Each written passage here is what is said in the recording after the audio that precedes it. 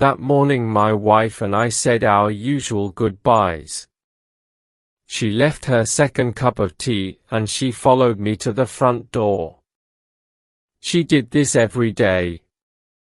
She took from my coat her hair, which was not there, and she told me to be careful. She always did this. I closed the door and she went back to her tea. I am a lawyer and I work very hard. My friend, Dr. Volney, told me not to work so hard. You'll be ill, he said. A lot of people who work too hard get very tired and suddenly they forget who they are. They can't remember anything. It's called amnesia. You need a change and a rest. But I do rest, I replied. On Thursday nights my wife and I play a game of cards, and on Sundays, she reads me her weekly letter from her mother. That morning when I was walking to work I thought about Dr. Volney's words. I was feeling very well and pleased with life. When I woke up I was on a train and feeling very uncomfortable after a long sleep. I sat back in my seat and I tried to think. After a long time I said to myself, I must have a name. I looked in my pockets.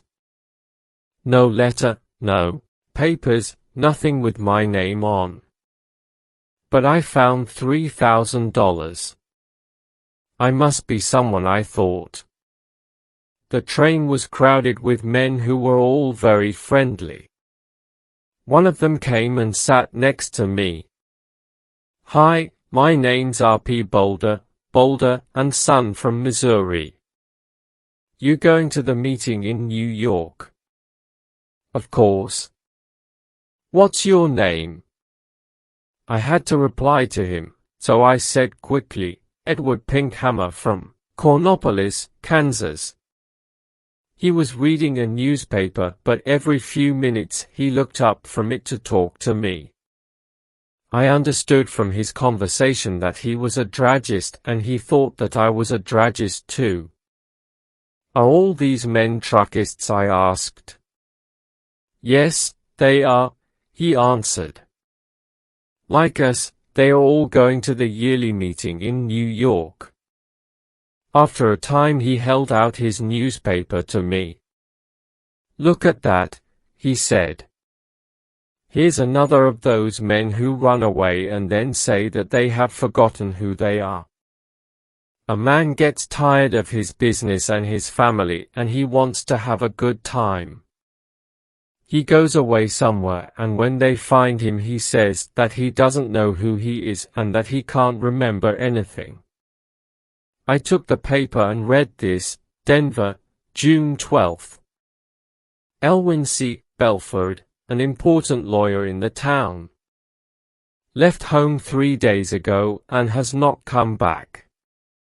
Just before he left he took out a lot of money from his bank. Nobody has seen him since that day.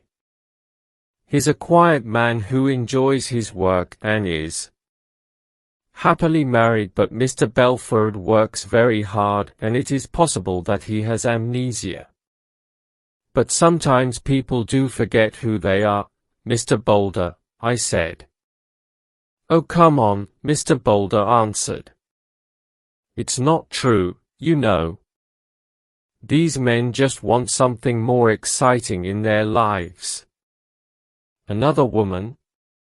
Perhaps, something different. We arrived in New York at about 10 o'clock at night. I took a taxi to a hotel and I wrote the name Edward Pinkhammer in the hotel book. Suddenly I felt wild and happy. I was free. A man without a name can do anything. The young man behind the desk at the hotel looked at me a little strangely.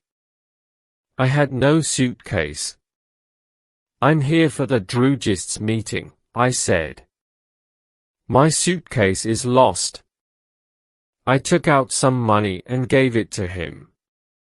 The next day I bought a suitcase and some clothes and I began to live the life of Edward Pinkham. I didn't try to remember who or what I was. The next few days in Manhattan were wonderful. The theaters, the gardens, the music, the restaurants, the nightlife, the beautiful girls. And during this time I learned something very important.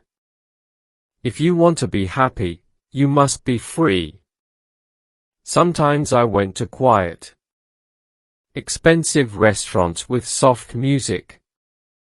Sometimes I went on the river in boats, full of noisy young men and their girlfriends. And then there was Broadway with its theaters and bright lights. One afternoon I was going back into my hotel when a fat man came and stood in front of me. "Hello, Belford," he cried loudly.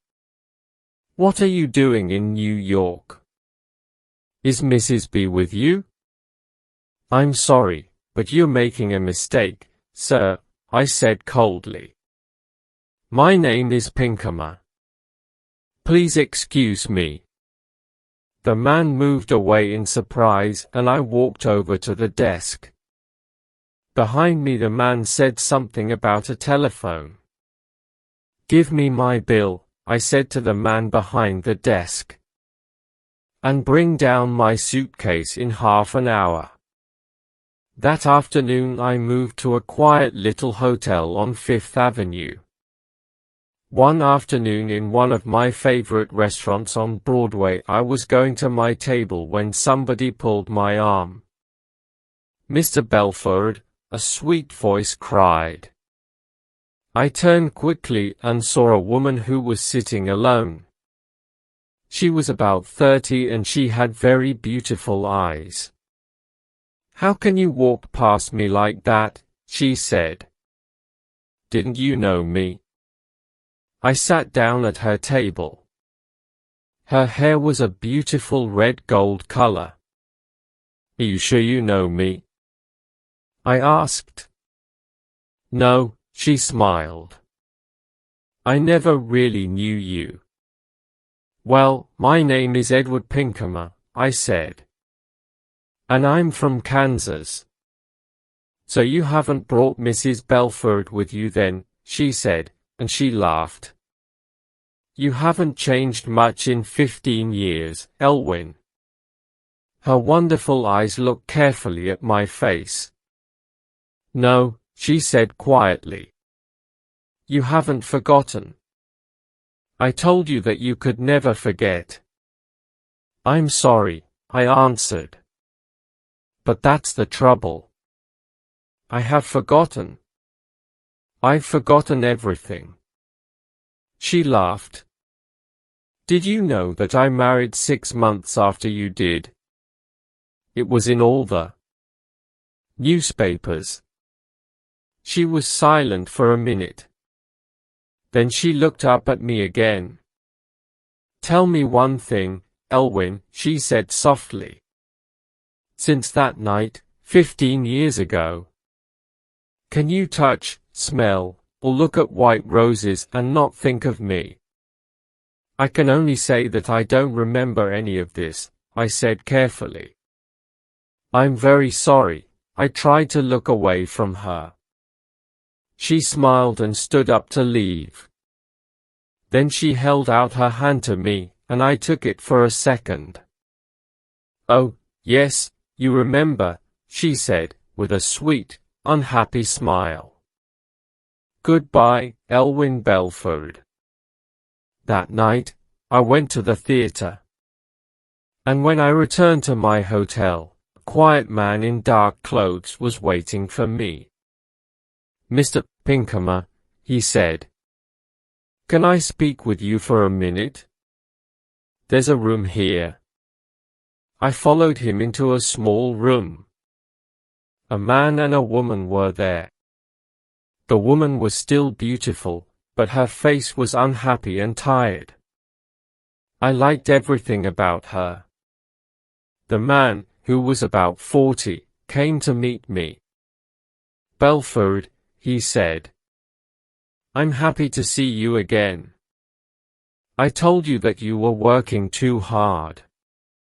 Now you can come home with us. You'll soon be all right." "My name," I said, "is Edward Pinkham.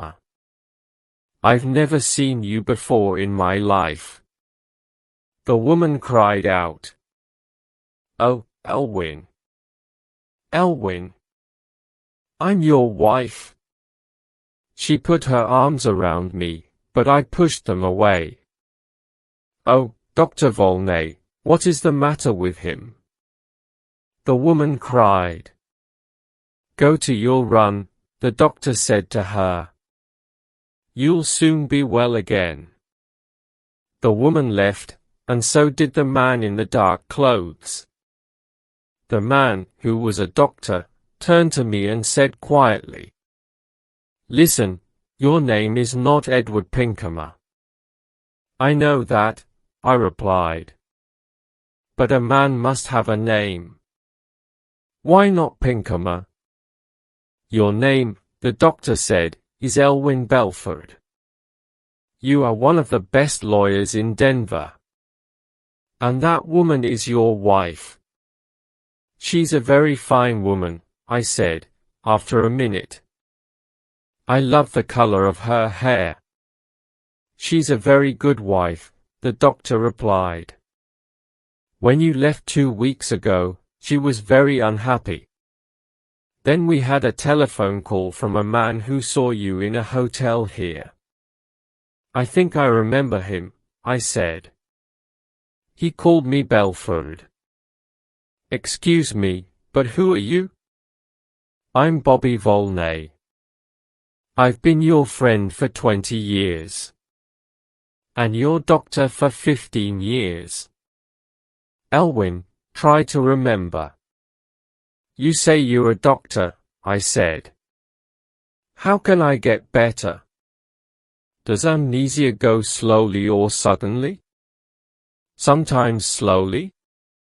Sometimes suddenly." "Will you help me, Dr. Volney?" I asked. "Old friend," he said. "I'll do everything possible." "Very well. And if you're my doctor, you can't tell anybody what I say." "Of course not," Dr. Volney answered.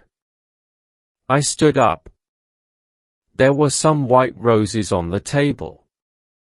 I went over to the table, picked up the roses, and threw them far out of the window. Then I sat down again. "I think it will be best, Bobby," I said, "to get better suddenly. I'm a little tired of it all now. Go and bring my wife Marion in now." "But, oh, doctor," I said, with a happy smile. "Oh, my good old friend. It was wonderful.